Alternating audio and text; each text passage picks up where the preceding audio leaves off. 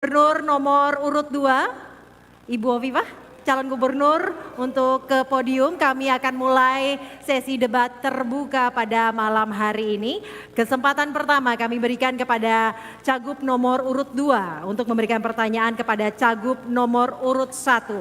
Cagup nomor urut 2 silahkan memilih icon yang ada di layar. Kita akan lihat bersama, silahkan ada 8 icon dipilih. Cagup nomor urut 2. Gunung Bromo. Gunung Bromo, baik Cagup nomor urut 2 memilih ikon Gunung Bromo. Kita akan lihat ada subtema apa di balik ikon Gunung Bromo. Adalah subtema partisipasi publik dan pemberdayaan masyarakat. Cagup nomor urut 2 harus memberikan pertanyaan sesuai dengan subtema tersebut. Dan Anda bertanya kepada Cagup nomor urut 1, waktu Anda hanya 30 detik dan dimulai saat Anda berbicara. Silahkan. Ya, terima kasih bahwa Jawa Timur ini keberagaman, heterogenitas, dan bottom up participation masyarakat Jawa Timur luar biasa. Oleh karena itu, elemen-elemen yang menjadi penguat pada suksesnya pembangunan di Jawa Timur, termasuk penyelesaian masalahnya, ini perlu mendapatkan penanganan secara seimbang. Oleh karena itu, kepada paslon nomor urut 1, mohon bisa memberikan pendapat bagaimana penguatan itu menjadi produktif. Baik, waktu Anda habis. Silakan Cagup nomor urut 1 untuk menjawab. Waktu Anda 1,5 menit dimulai saat Anda berbicara. Silakan. Ya, terima kasih. Keberagaman itu selalu memiliki dua dimensi. Yang satu adalah kekuatan untuk membangun, dan yang kedua adalah kekuatan yang bisa juga destruktif. Nah, maka titik temunya adalah bagaimana kita bisa melakukan manajemen konflik dan juga mengurangi resiko-resiko karena adanya keberbedaan kepentingan dan juga karena memang kepentingan yang berbeda dari kelompok-kelompok yang ada di masyarakat. Nah, penting untuk bisa pastikan bahwa Jawa Timur ini adalah multi etnis, kemudian juga multi agama, kemudian juga multi budaya, bahkan multi bahasa. Oleh karena itu tidak mungkin Jawa Timur kemudian kita kelola dengan cara yang sangat eksklusif, hanya mementingkan kelompok tertentu, kemudian juga golongan tertentu, apalagi tim ses yang tertentu dan kemudian dari kelompok-kelompok yang sangat dekat dengan gubernur. Oleh karena itu kita akan pastikan bahwa ruang-ruang partisipasi publik itu harus kita galakkan dan kita kuatkan, dan memastikan bahwa APBD Jawa Timur harus menguatkan sektor-sektor pemberdayaan masyarakat, termasuk kelompok perempuan, kelompok etnis yang berbeda, kelompok-kelompok adat, dan bahkan kelompok-kelompok pemuda dan kelompok-kelompok lain yang selama ini termarginalkan. Oleh karena itu Jawa Timur hanya kuat kalau kita menghargai keberbedaan, namun manajemen keberbedaan itu harus kita utamakan, karena itulah yang akan membuat Jawa Timur maju dan juga sejahtera. Waktu Anda masih ada, Ibu? Waktu Anda masih ada? Baik, waktu cukup dan selanjutnya akan saya berikan kesempatan bagi Cagup nomor urut 2 untuk menanggapi jawaban tadi. Waktu Anda 1 menit dimulai saat Anda berbicara, silahkan. Ya, penggunaan APBD semaksimal mungkin untuk peningkatan kesejahteraan masyarakat itu menjadi poin penting dalam setiap membahas APBD Pemprov Jawa Timur. Oleh karena itu setiap musrenbang semua elemen akan kita libatkan untuk bisa memberikan masukan-masukan strategis sesuai dengan kebutuhan-kebutuhan dasar mereka. Oleh karena itu kita berharap bahwa apa yang sudah dimulai dari musrenbang des, kecamatan, kabupaten, kota sampai kepada musrenbang provinsi, ini adalah area untuk mempertemukan partisipasi masyarakat secara substantif supaya terakomodir di dalam APBD Provinsi Jawa Timur. Nah, bagaimana kemudian partisipasi publik semua dilibatkan? Semua elemen dilibatkan, perguruan tinggi dilibatkan, nelayan, petani, disabilitas, perempuan, semua dilibatkan. Harapannya adalah inilah forum di mana kita membangun keadilan. Waktu Anda telah habis, selanjutnya saya berikan waktu kepada Cagup nomor urut 3 untuk merespon tadi jawaban dari Cagup 2 dan juga Cagup 1. Waktu Anda 1 menit dimulai saat Anda berbicara. Yang pertama adalah saat kita melibatkan partisipasi masyarakat, itu harus dimulai sejak perencanaan, bukan hanya usulan program, tapi juga sampai kepada bagaimana keinginan mereka yang sebenarnya, sehingga kita tahu apa passion mereka, apa yang mereka benar-benar inginkan, itu bisa terjawab dan bisa diterjemahkan di dalam program-program pemerintah provinsi. Karena itu kita tidak perlu membuat sesuatu yang formal. Kita bisa langsung datang ke masyarakat dan kemudian kita menanyakan apa kebutuhan yang ada di masyarakat dan kemudian kita selesaikan bersama-sama dengan masyarakat dan melakukan pengawasan bersama-sama di dalam setiap pelaksanaan maupun pengendalian tersebut. Baik, waktu Anda masih ada? Baik, waktu cukup dan selanjutnya. Baik Bapak Ibu hadirin dan pemirsa, kita selanjutnya persilakan untuk Cagup nomor urut 3 untuk bisa memberikan pertanyaan kepada Cagup nomor urut 2. Terlebih dahulu Anda memilih ikon pariwisata yang ada di layar. Silakan Anda memilih untuk subtema yang nanti akan Anda lemparkan. Taman Nasional Baluran. Baik, silakan. Kita akan lihat bersama apakah dan apa yang didapatkan untuk subtema budaya dan birokrasi modern. Silakan, waktu Anda untuk bertanya adalah 30 detik dimulai dari Anda berbicara. Bagaimana kita bisa memastikan bahwa seorang birokrat itu adalah abdi masyarakat sesuai sumpahnya. Bagaimana mereka bisa mengukur apa yang terjadi di masyarakat dan apa yang dirasakan oleh masyarakat dan itu tercermin di dalam proses pelaksanaan pembangunan yang ada setiap tahunnya. Masih ada waktu? Cukup? Baik, cukup. Kita kemudian beralih ke Cagup nomor urut 2. Silakan Anda menjawab pertanyaannya. Waktu Anda 1 menit 30 detik dimulai dari Anda berbicara. Silakan. Ya, baik, terima kasih. Kami ingin menyampaikan bahwa semua harus berdasarkan standar operational procedures. Semua punya indikator-indikator.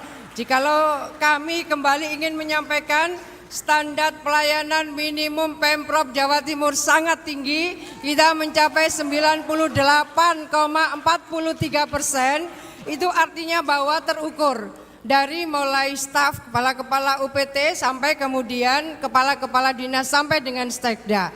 Kalau kita menggunakan standar pelayanan minimum dan itu terukur, maka sesungguhnya kita masih akan menggunakan spam lapor. Spam lapor masyarakat boleh menyampaikan kendala-kendala di lapangan dan kemudian kita menyiapkan banyak platform, banyak aplikasi. Misalnya sekarang kalau masyarakat Jawa Timur menemukan ada jalan-jalan berlubang, mereka bisa menyampaikan kalau itu jalan Pemprov 1 kali 24 jam, saya ingin pastikan itu akan bisa diatasi. Oleh karena itu spam lapor menjadi bagian yang sangat penting, platform-platform juga menjadi bagian yang sangat penting sehingga digital ecosystem di dalam memberikan layanan publik dan termasuk feedback masyarakat bisa kita tangani relatif lebih cepat dan terukur.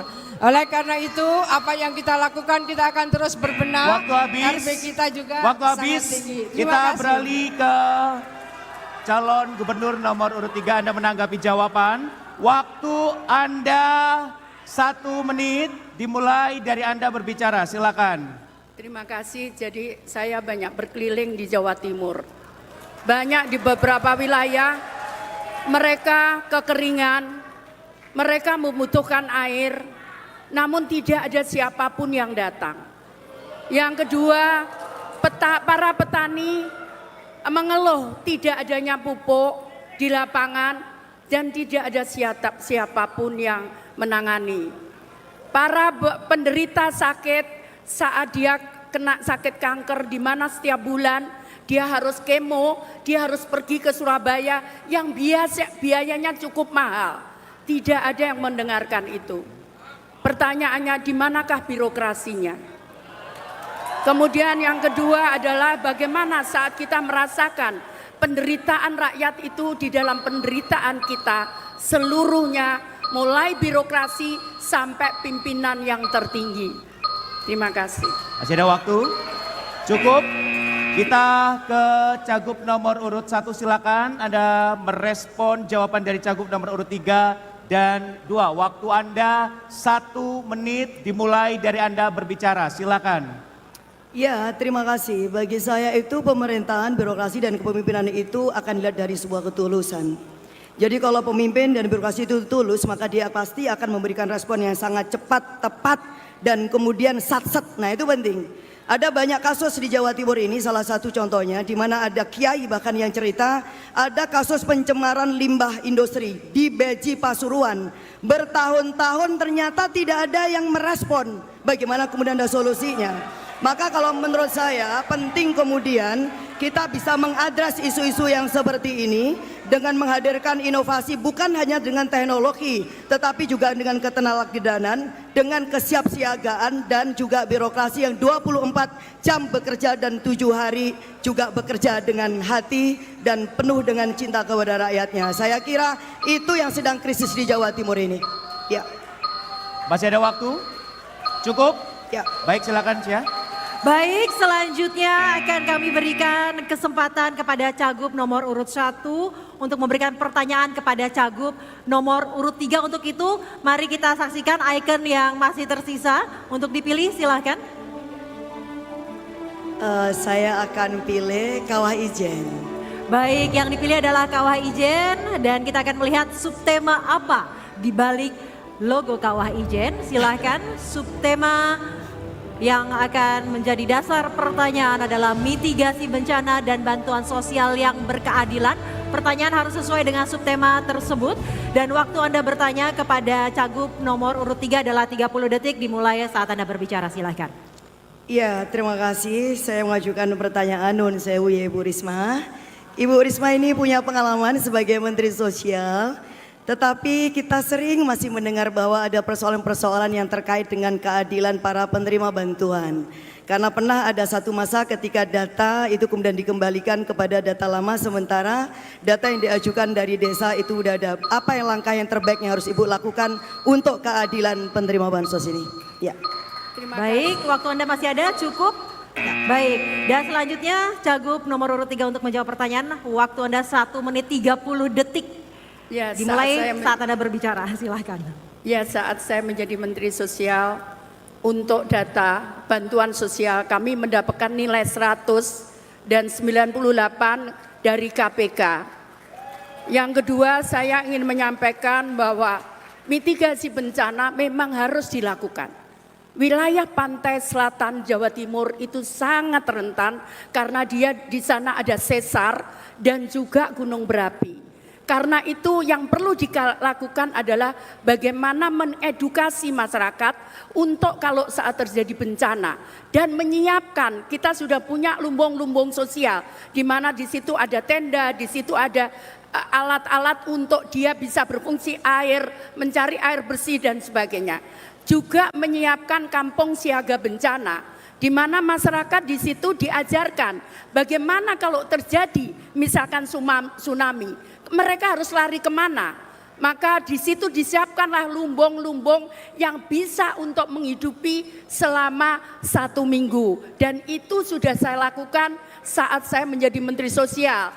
Hanya di Jawa Timur perlu diperbanyak karena wilayahnya sangat jauh dari pusat kota maupun dari Surabaya. Karena itu di desa-desa itu perlu disiapkan lumbung-lumbung untuk kalau terjadi bencana. Baik, waktu Anda habis dan selanjutnya kepada Cagup nomor urut 1 untuk menanggapi jawaban tadi. Waktu Anda 1 menit dimulai saat Anda berbicara. Iya, terima kasih. Persoalan yang terkait dengan bantuan sosial dan juga bantuan bencana ini kan masih complicated sampai sekarang. Saya ketemu dengan beberapa kepala desa, bahkan mereka pernah, ini pertanyaan saya tadi Bu ya.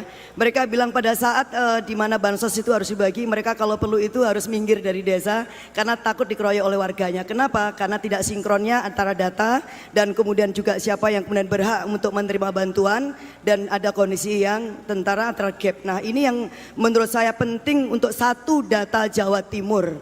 Maka kita akan menggunakan data yang benar-benar berbasis dari desa untuk mendapatkan akurasi data, validasi data, sehingga siapa yang menerima dan siapa yang dan tidak berhak menerima itu benar-benar bisa akurat. Disitulah keadilan itu akan terjadi. Ya. Baik, waktu Anda masih ada 14-13 detik, sudah selesai? Ya, terima kasih. Baik, waktu cukup dan selanjutnya akan saya berikan waktu kepada Cagup nomor urut 2 untuk merespon tadi jawaban dari Cagup nomor urut 3 dan 1. Waktu Anda 1 menit dimulai saat Anda berbicara. Ya, terima kasih bahwa Jawa Timur adalah Ring of Fire. Jawa Timur ini memiliki 5 area yang harus dimitigasi secara signifikan. Ada banjir di dalamnya, ada karhutla di dalamnya, ada puting beliung di dalamnya. Nah, terkait dengan puting beliung, BMKG pun tidak bisa melakukan mitigasi jauh jam, bukan jauh hari. Saya ingin menyampaikan kepada kita semua betapa pentingnya membangun kesadaran masyarakat secara kolektif untuk mengurangi vegetasi supaya tidak terjadi longsor. Karena longsor ini termasuk 4 terbesar bencana alam yang terjadi di Jawa Timur. Kita melakukan mitigasi melalui aeroseeding. Aeroseeding ini sesuatu yang jarang dilakukan oleh provinsi lain. Kita harus mendapatkan bantuan pesawat dari KSAU karena kita ingin tabur benih dari atas bukit-bukit Baik, yang waktu terjal. Anda telah habis. Terima kasih, silakan kembali ke tempat duduk dan kami berikan waktu bagi para pendukung untuk memberikan tepuk tangan dan dukungannya yang paling meriah. Silakan para cagup untuk kembali duduk. Baik, sekali lagi boleh berikan semangat untuk masing-masing pasangan calon. Dan inilah akhir ya dari segmen kali ini dan selanjutnya masih akan debat